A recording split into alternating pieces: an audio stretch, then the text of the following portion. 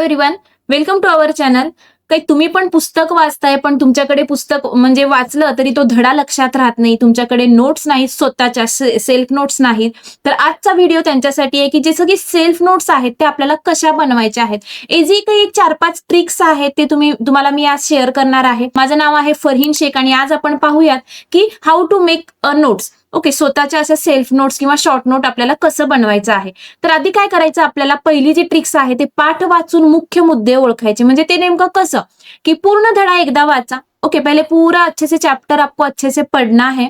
नंतर महत्वाचे मुद्दे किंवा तारखा, शब्द, संकल्पना याला अंडरलाइन करा. ओके, जब आप रीड कर रहे हो एखादा चैप्टर तो उसमें से जो इंपॉर्टेंट वर्ड्स है, एसएसटी में कुछ डेट्स है वो आपको अंडरलाइन करना है और कुछ जैसे की व्याख्या आपण म्हणू, संकल्पना वगैरे हे लक्षात ठेवायचं आणि अंडरलाइन करायचं. नंतर काय करायचं, फक्त इम्पॉर्टंट पॉइंट्स लिहायचं. मग त्यातले तुम्हाला जे जे इम्पॉर्टंट वाटतं की या क्वेश्चनला अनुसरून हे इम्पॉर्टंट आहे किंवा या चॅप्टर मधून हे इम्पॉर्टंट आहे, ते इम्पॉर्टंट पॉइंट्स तुम्ही लिहायचं. ओके, ऍज इट इज सगळं कॉपी करायचं नाही. जे रीडरमध्ये आहे तशाच्या तसं पॅसेज वगैरे कॉपी करायचं नाही. त्याला आपण शॉर्ट नोट्स म्हणू शकत नाही किंवा सेल्फ नोट्स म्हणू शकत नाही. ओके, तर आपल्याला पाठ वाचून मुद्दे ओळखायचे आहे, हे लक्षात ठेवायचं आहे. पूर्ण धडा वाचायचा, त्याच्यामध्ये शब्द, काही तारखा, काही संकल्पना याला अंडरलाइन करायचं. इम्पॉर्टंट पॉइंट्स हे सगळं आधी पाहून घ्यायचं. ओके, सगळं काही पुस्तकातलं कॉपी करायचं नाही. नंतर शॉर्ट पॉइंट मध्ये लिहायचं. जे पॉइंट्स आहेत ते शॉर्ट मध्ये लिहायचं. म्हणजे मोठं उत्तर आहे, ब्रीफ क्वेश्चन है तो हमें कैसे लिखना है, छोटे बुलेट पॉइंट्स में बनाना है. ओके, 2-3 वर्ड्सचं एखादं म्हणजे सेंटेन्स बनवा की हे म्हणजे त्यामध्ये तुम्हाला ते कळेल की छोटे छोटे बुलेट पॉइंट्स ते तयार करणं. प्रत्येक पॉइंट वरून म्हणजे 1-2 ओळी तुम्हाला लिहिता आलं पाहिजे. प्रत्येक पॉइंट 1-2 ओळीचा लिहा. ओके, मोठे उत्तर जे आहेत, ब्रीफ क्वेश्चन आप जब लिखते हो तो छोटे छोटे बुलेट पॉइंट निकालो और त्याच्यानंतर ते 1-2 ओळीमध्ये लिहून व्यवस्थित ठेवा. उदाहरणार्थ जसं की एखाद्या प्रश्नाचं रिझन असेल, ओके, रिझन वगैरे असं भौगोलिक कारणे असतील किंवा एसएसटी मध्ये काही सहकारण स्पष्ट करा असेल, परिणाम असेल, निष्कर्ष असेल. ओके, ते सगळं तुम्हाला शॉर्ट मध्ये लिहून काढायचंय. आणि कीवर्ड्स वापरा. कीवर्ड्स कसं करायचं, आपल्याला पूर्ण वाक्य न लिहिता एक कीवर्ड्स बनवा. ओके, आता पॉइंट्स आहेत तर जसं की एका प्रश्नामध्ये जर 4-5 पॉइंट्स मध्ये उत्तर असेल तर प्रत्येक पॉइंट मधून एक छोटा वर्ड काढा. इम्पॉर्टंट वर्ड्स असतातच, आयएमपी वर्ड्स असतात, त्याला आपण कीवर्ड म्हणू. ते कीवर्ड व्यवस्थित काढून लिहून घ्या. म्हणजे ते तुम्हाला जास्त सोपं जाईल लक्षात ठेवण्यासाठी. तर कीवर्ड्सचा वापर करा शॉर्ट नोट्स काढताना समजा. नंतर डायग्राम, फ्लो चार्ट आहे, तर आता जसं की हिस्ट्री आहे, जिओग्राफी आहे, सायन्स आहे, त्यामध्ये फ्लो चार्ट असतात.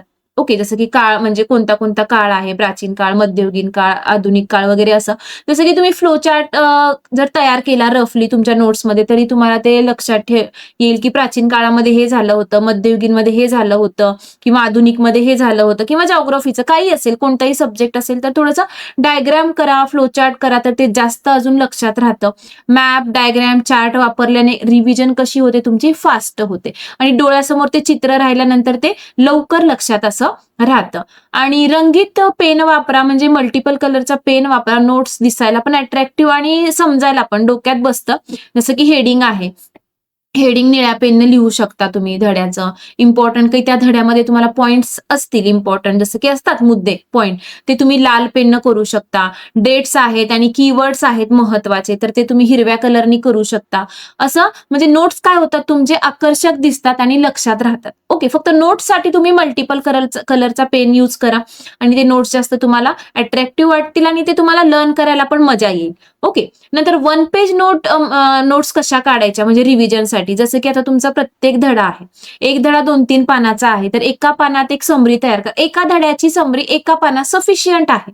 ओके, की त्यामध्ये धड्यामध्ये काय आहे, तर ते एक्झामच्या आधी तुम्हाला ते पटकन रिव्हिजन करता येतं की हा धडा आहे. धडा वाचत बसण्यापेक्षा तो एक पेज तुम्ही व्यवस्थित घेऊन वाचताल तर ते तुमच्या जास्त परफेक्ट लक्षात राहील आणि वेळ वाचेल. तर त्यामुळे आता वेळ आहे तुम्हाला, तर तुम्ही प्रत्येक धडा जर तुमचा शिकून झाला, ओके, शाळेतून, ट्युशन मधून, तर त्याचं येऊन पटकन रिडिंग करून एक समराईज करा, एक पेजवर समरी काढा आणि ते तुम्हाला म्हणजे एक वहीच बनवायची. ते तुम्हाला नंतर बोर्डच्या एक्झामच्या आधी फक्त धडा न वाचता तुम्ही एका पेज मधून ते रिव्हिजन अशी करू शकता.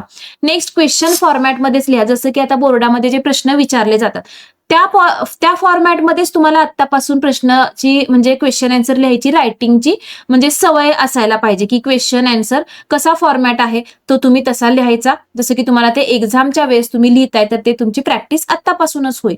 तर अशा प्रकारे काही ट्रिक्स आहेत. आणि डेली काय करायचं, 15-20 मिनिटं तरी नोट्स तयार करण्यासाठी द्या. ओके, अर्धा तास जरी दिला तरी सफिशियंट आहे, तुम्हाला ते नंतर फायदेशीरच आहेत. रोज थोडे नोट्स तयार करा.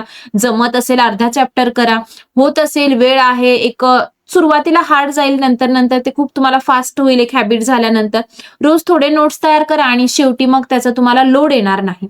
ओके, आता गोल्डन टिप्स जर आपण शॉर्ट नोटसाठी म्हटलं तर काय करायचं, आधी व्यवस्थित धडा रीड करायचा, नंतर तो समजून घ्यायचा, नंतर त्याचे शॉर्ट नोट्स आपण काढायचे, जसं की आता मी पद्धत सांगितली त्या पद्धतीनं शॉर्ट नोट काढायचे आणि ते रिव्हिजन करायचं, त्याचं रिवाइज करायचं. हा जर पॅटर्न तुम्ही फॉलो केला, रीड, अंडरस्टँड, शॉर्ट नोट आणि रिवाइज, हा पॅटर्न जर फॉलो केला तर तुम्हाला परीक्षेत नक्कीच हे यश भेटेल. तर असा हा एक व्हिडिओ आहे शॉर्ट नोट्सचा. नक्कीच तुम्ही असा एक शॉर्ट नोट एका धड्याचे काढून पाहू शकता. आणि जर व्यवस्थित तुम्हाला समजत असेल तर तुम्ही सगळे धडे असं रेडी करून व्यवस्थित बोर्डापर्यंत तुम्ही आपल्या स्वतःच्या सेल्फ नोट्स ह्या तयार करू शकता. धन्यवाद. भेटूयात नवीन व्हिडिओमध्ये अशाच काही इन्फॉर्मेशन घेऊन. तोपर्यंत धन्यवाद.